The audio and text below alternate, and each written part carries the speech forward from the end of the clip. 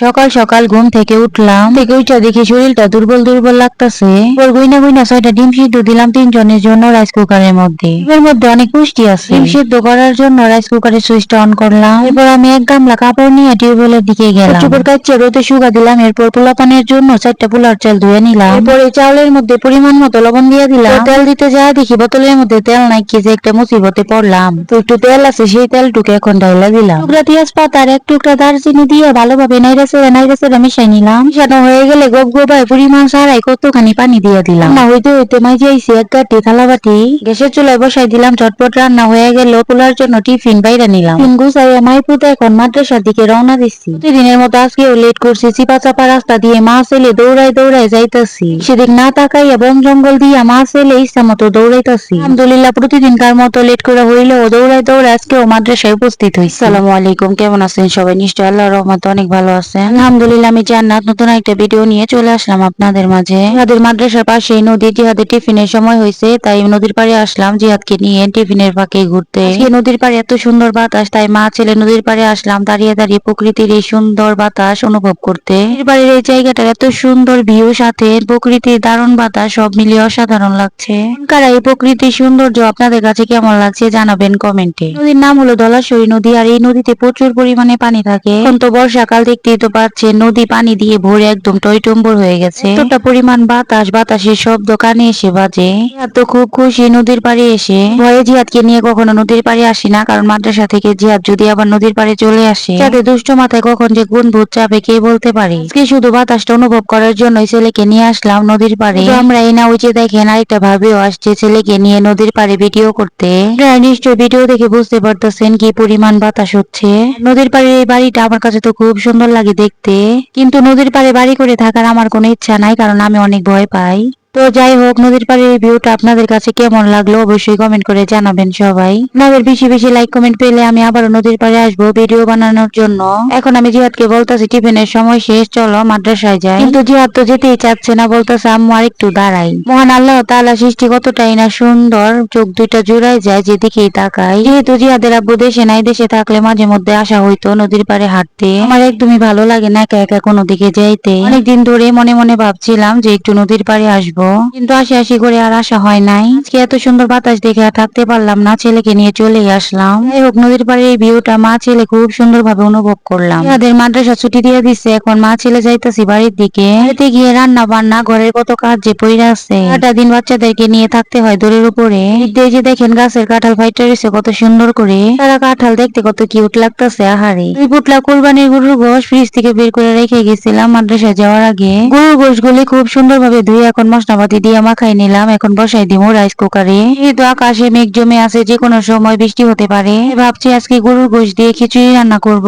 আমার চমলক্ষ রেসিপিতে একদম সহজ উপায়ে অল্প সময়ে স্বাদের দিকে ঠিক রেখে আমি গরুর গোশ রান্না করে নিব রাইস কুকারে মেখে ঝুঁকে। কুকারের ডিশটা ঢাকনা দিয়ে ঢাইকা দিলাম। এরপর রাইস কুকারের সুইচটা অন করলাম। এর মধ্যে শুনতে পাইলাম দাদা পোলাপান থেকে শুরু করে সবাই এসে চুর দেখতে। খালাম্মা, চাচিরা, আপুরা আর ভাবির আপনারা চুর দেখেন মন বইরে। আমি আবার এসব দেখতে পারি না, খুব মায়া লাগে। আপনারা তো আবার বলবেন ইস কি আল্লাহ, চোরের জন্য তার মায়া জাগে। মহিলা মানুষের ভাই মনটা খুব নরম, তাই এখানে না থাইকে বাড়িতে চলে যায়। যারা চোর ভাইয়েরা আছেন তাদের উদ্দেশ্যে একটা কথা বলতে চাই, এখনো সময় আছে, ভালো হয়ে যান। সৎ পথে ইনকাম কইরা পরিবার নিয়ে খান। একবার চলে গেলে আর ফিরা পাওয়া যায় না মান সম্মান। মহান রব্বুল আলামিন সবাইকে হেদায়েত দান করুন। বাইরে ঝিরি ঝিরি বৃষ্টি পড়তাছে, আর এই যে দেখেন আইসা দেখি গরুর গোশে কত পানি উঠে গেছে। আর পানি দেওয়ার প্রয়োজন নাই, এই পানি দেয় গরুর গোশ সিদ্ধ হয়ে যাইবো। আজকের দিনটা যে কি কোফায় পাইলো, এর মধ্যে কিন্তু কারেন্ট চলে গেছে। ইয়ার করা রাইস কুকারের ডিশটা এখন বসাই দিলাম গ্যাসের চুলার মধ্যে। কিন্তু রান্নার কালার চেঞ্জ হয়েছে। গরুর গোশ রান্নাও প্রায় শেষের দিকে। এক পিস খাইয়া দেখলাম খুব সুন্দর ভাবে সেদ্ধ হয়েছে। বললাম আজকে খিচুড়ি রান্না করবো, ঝামেলা ছাড়া একদম চমলক্ষ ভাবে অল্প সময়ের মধ্যে। গোশ রান্না প্রায় শেষের দিকে। এখন চাল ডাল সুন্দর ভাবে ধুয়ে নেবো। চাল ডাল সুন্দর ভাবে ধুয়ে নিলাম। এখন অর্ধেকটা গোশ দিয়ে দিমু রাইস কুকারের ডিশটার মধ্যে। কুকারে দুইটা ডিশ, এখন দুই ডিশে আলাদা আলাদা ভাবে খিচুড়ি রান্না করবো। কিন্তু গোশের পরিমাণ বেশি, তাই একটা ডিশে রান্না করা যাইব না। গোশ দুই ভাগ করে দুই ডিশে এখন রান্না করব।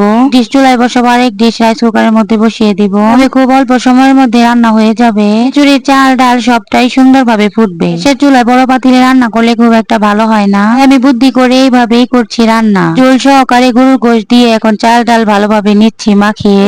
পরিমাণ মতো পানি দিয়ে রাইস কুকারে দিব বসিয়ে। আস্তে রান্না হয়ে যাবে, স্বাদের দিক দিয়েও ঠিক থাকবে।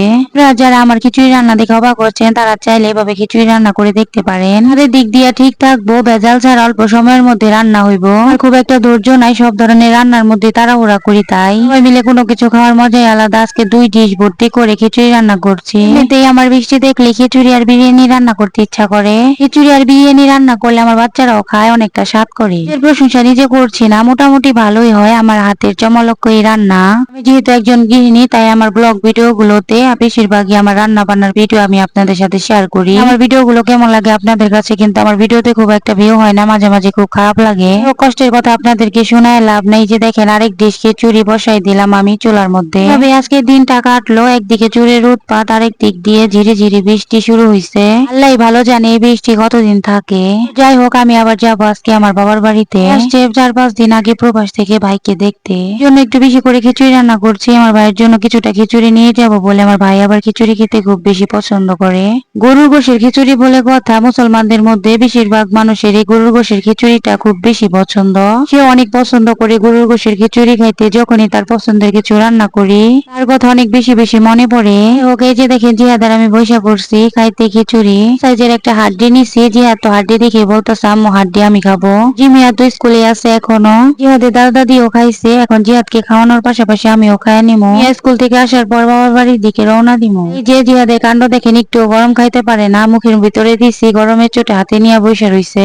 নিজে রান্না করছি দেখে বলতাছি না মাশাআল্লাহ মাশাআল্লাহ, খিচুড়ি সেই রকম স্বাদ হইছে। না হলে একটা আর যেভাবে রান্না করুক না কেন, দিয়ে রান্না করলে সঠিকভাবে মশলাপাতি দিতে পারলে রান্না স্বাদের দিক দিয়ে ঠিক থাকে। বাচ্চাদেরকে নিয়ে বাবার বাড়ির দিকে রওনা দিলাম। অবশেষে পাশে প্রচুর পরিমাণে মেঘ জমা রয়েছে, যে কোনো সময় প্রচুর পরিমাণে বৃষ্টি পড়তে পারে। তো খুব ভয় লাগতেছে, কারণ বিপদের রাস্তা সহজে শেষ হয় না।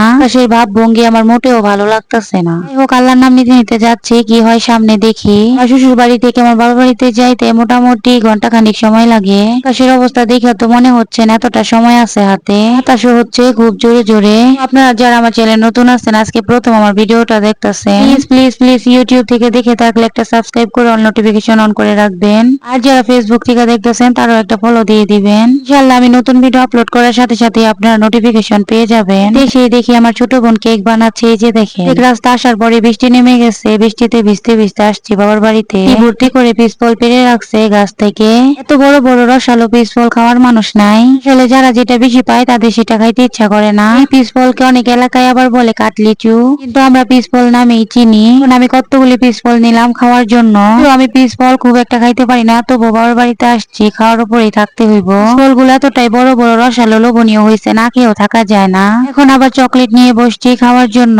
তবে আজকের পুরো দিনটা কাটলো দেখতে, ভিডিওটাও একদম শেষ পর্যায়ে চলে এলো। যারা খুব ধৈর্য সহকারে ভিডিওর এই পর্যন্ত দেখছেন কিন্তু একটা লাইক দিতে ভুলে গেছেন, প্লিজ প্লিজ একটা লাইক দিয়ে আপনাদের মূল্যবান মতামতটি কমেন্টে জানাবেন। ভিডিওতে বা আমার কথার মধ্যে থেকে থাকে যদি কোনো ভুল ত্রুটি, দয়া করে ক্ষমার দৃষ্টিতে দেখবেন। সবার জন্য শুভকামনা রেখে পরবর্তী ভিডিও দেখার আমন্ত্রণ জানিয়ে আজকের মতো বিদায় নিচ্ছি। সে বিদেশে যে যেখানে আছেন ভালো থাকেন, সুস্থ থাকেন। ধন্যবাদ সবাইকে পুরো ভিডিওর সাথে থাকার জন্য। আল্লাহ হাফেজ।